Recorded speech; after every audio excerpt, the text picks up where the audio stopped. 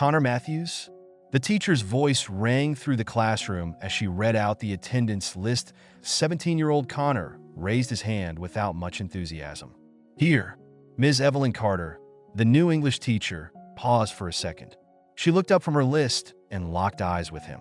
A strange flicker of emotion crossed her face, something between recognition and shock. But before Connor could think too much about it, she continued with the roll call. Connor wasn't paying much attention to the lesson. His mind was elsewhere, preoccupied with the weight he carried every day. His mother had passed away 3 years ago, leaving behind nothing but fading memories and an old box of letters he had never dared to open. Life hadn't been the same since. His father, distant and reserved, barely spoke about her. It was as if the past had been buried with her. But something about the way Ms. Carter had looked at him unsettled him. It wasn't the usual way teachers looked at students. It was personal, almost nostalgic. As the bell rang and students started packing up, Connor hesitated before leaving. He turned back and found Ms. Carter still staring at him. "Connor, can I speak with you for a moment?" she asked, her voice softer than before. He frowned but nodded. Sure." She walked over, her expression unreadable. "Your last name?" "Matthews." "Was your mother's name?" "Julia." Connor's heart nearly stopped. "How do you know that?" Ms. Carter took a deep breath, her eyes glistening. "Because she was my best friend." Connor felt his stomach drop. His mother's best friend? But why had he never heard of her before? Weeks passed, and the garden slowly became a place of peace.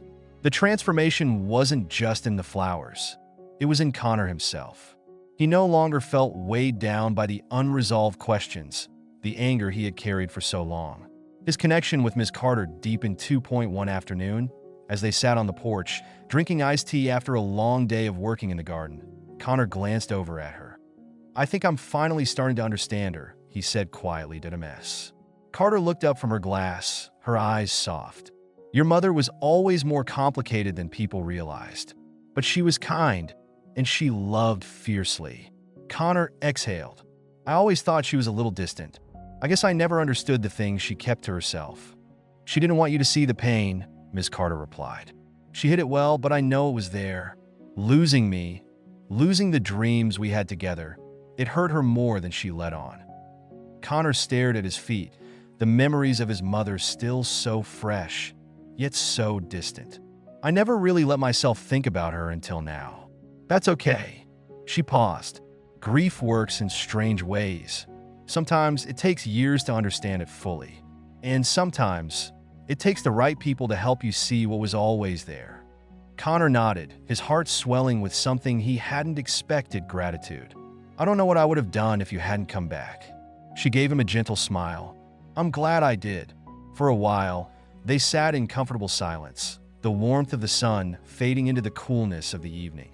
Then, out of nowhere, Connor asked, "Do you think you could stay?" Ms. Carter turned her head, surprised by the question. "Stay? Not just in the garden, but with us. Like, I don't know, like family." He looked at her, his expression earnest. "You were my mom's best friend. You were family." Ms. Carter blinked, taken aback. She hadn't expected him to ask something like that. She opened her mouth to speak, but the words got caught in her throat. She had always kept her distance, worried that her presence might reopen old wounds. But looking at Connor now, standing there with such sincerity, she realized that maybe, just maybe, she had been wrong. Maybe it wasn't about avoiding the past. Maybe it was about embracing it.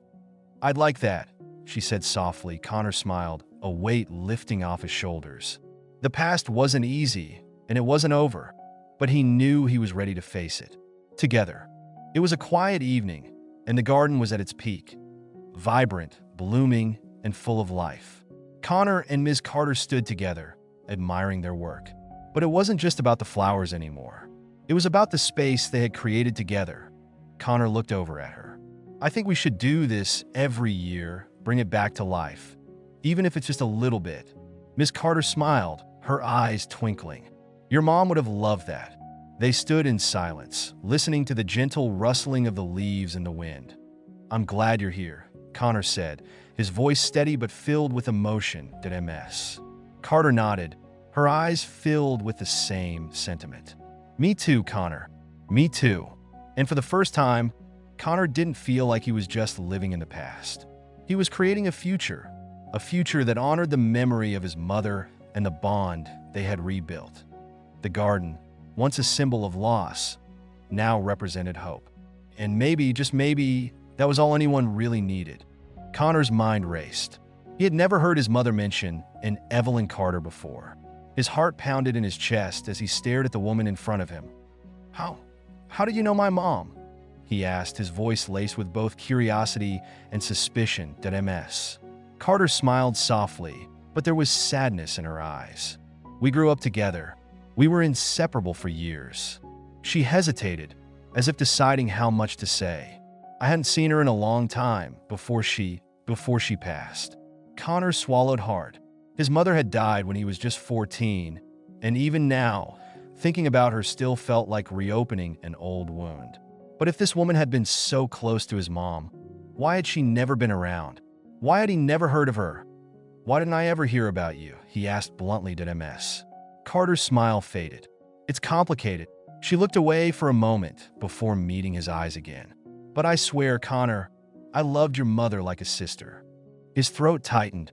His mother had been gone for years, and now, suddenly, this stranger, his teacher, was telling him she had been one of the most important people in her life.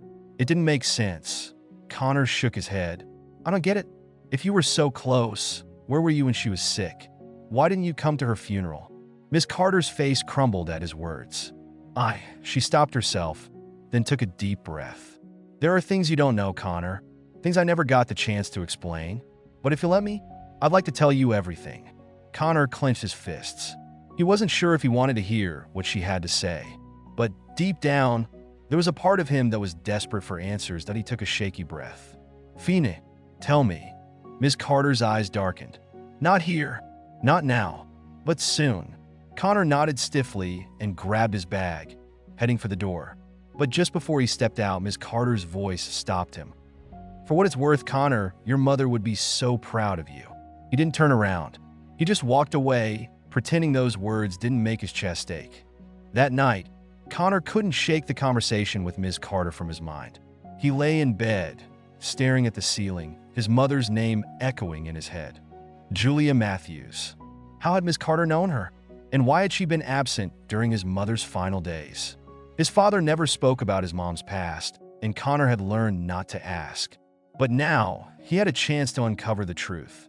His gaze shifted to the old wooden box sitting on his bookshelf, the one that had been collecting dust since his mother's passing. He had never opened it, too afraid of the emotions it might stir. But now, maybe it held answers. He sat up, hesitating for only a moment before grabbing the box and setting it on his lap. The latch was stiff, but with some effort, it clicked open.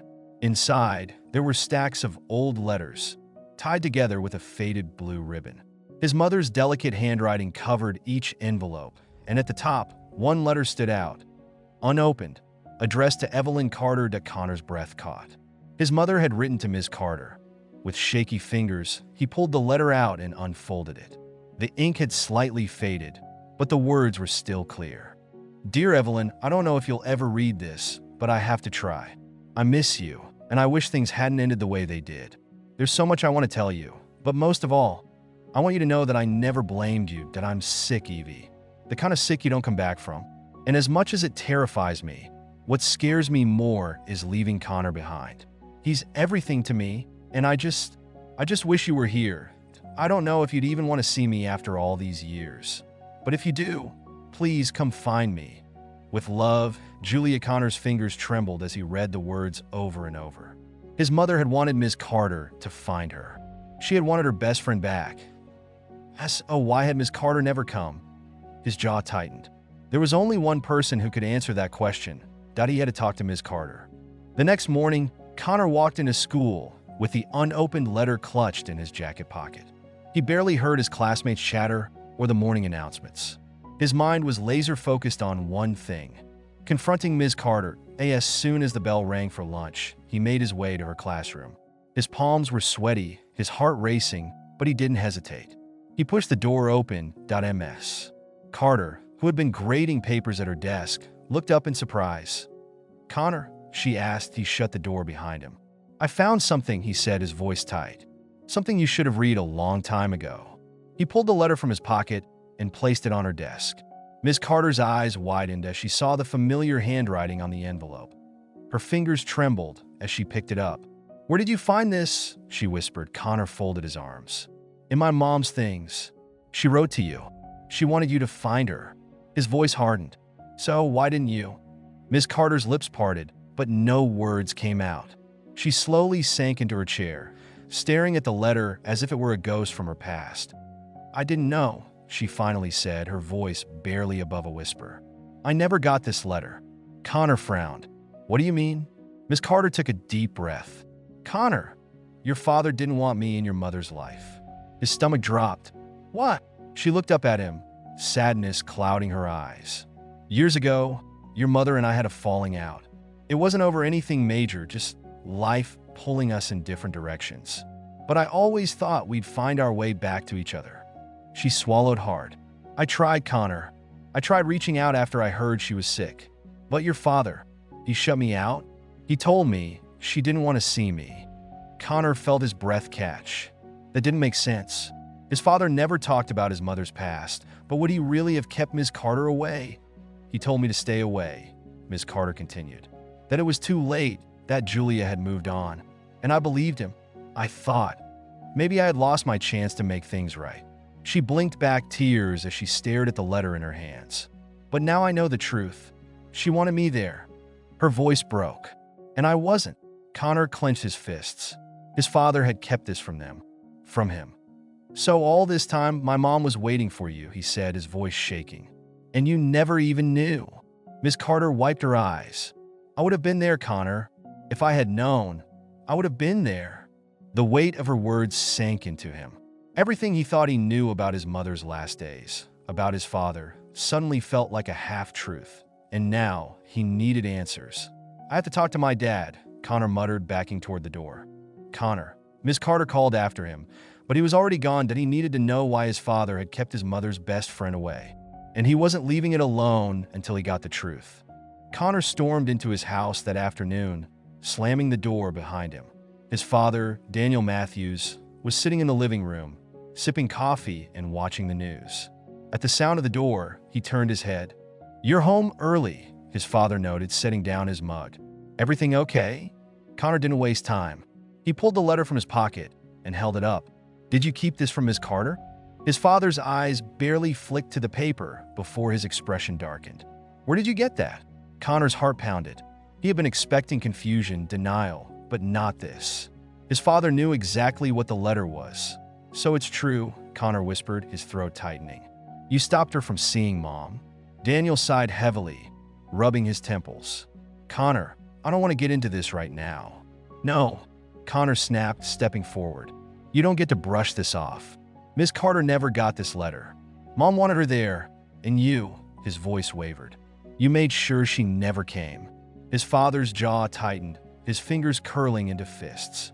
"I did what was best for your mother." "Best for her?" Connor let out a bitter laugh.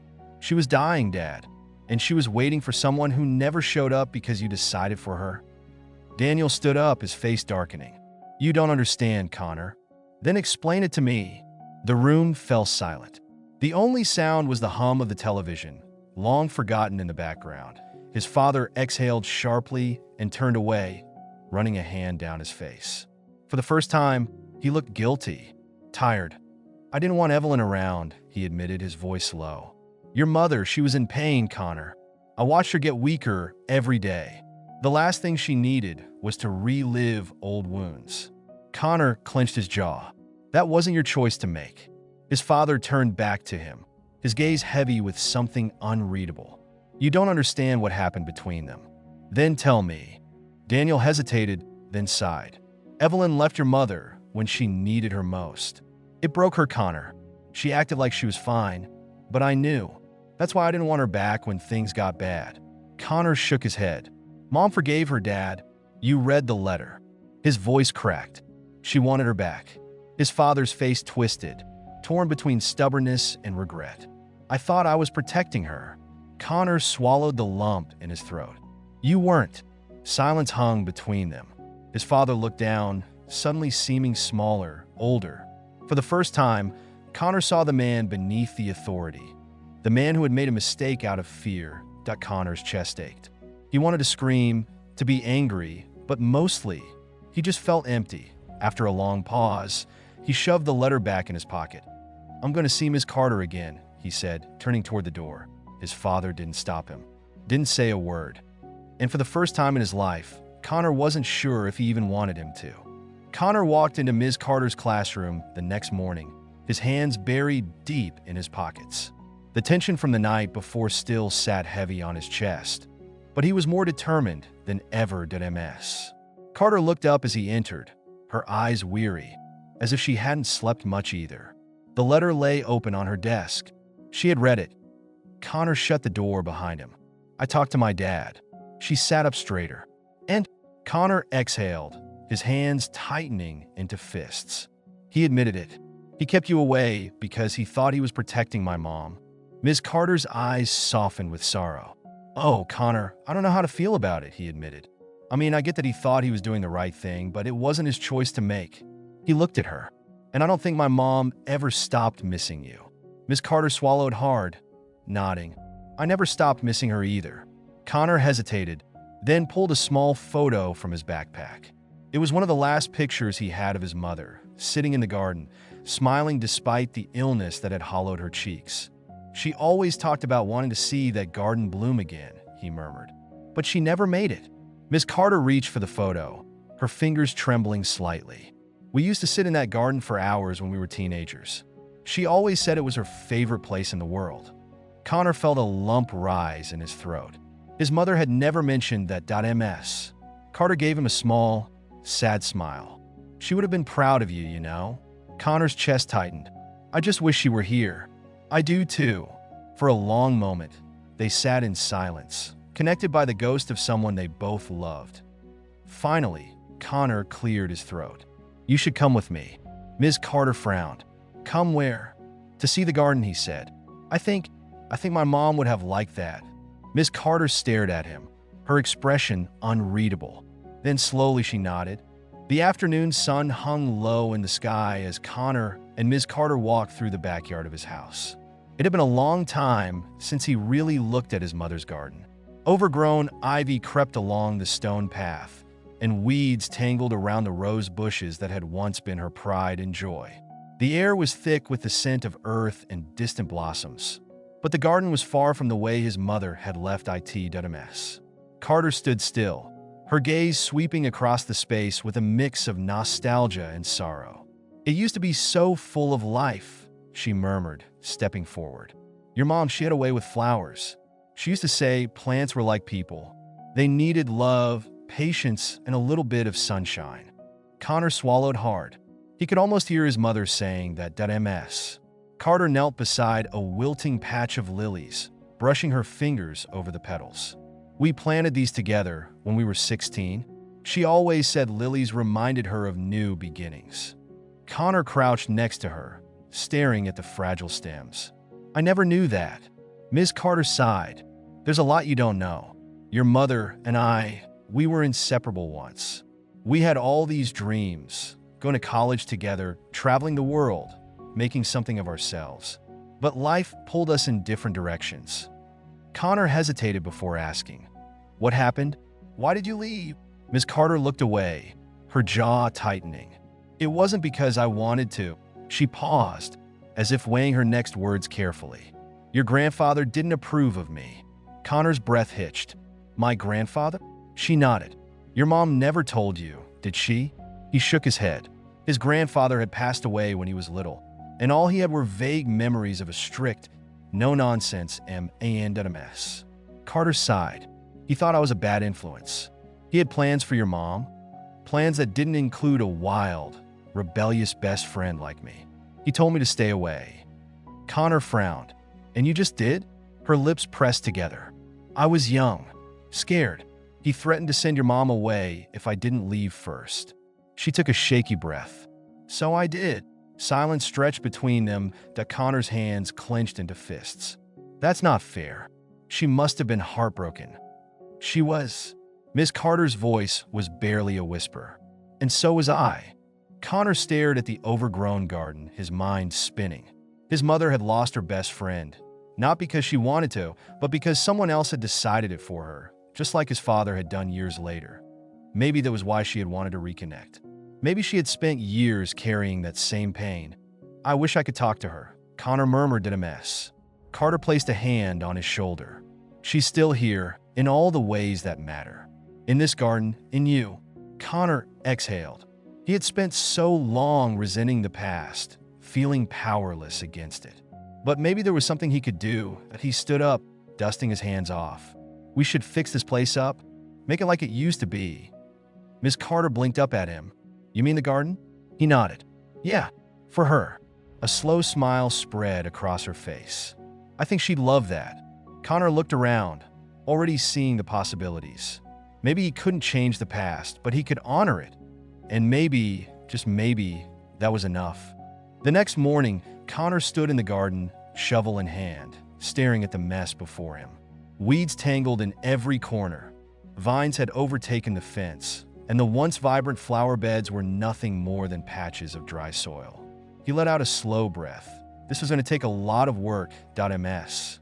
Carter arrived shortly after, carrying a small toolbox and a pair of gardening gloves.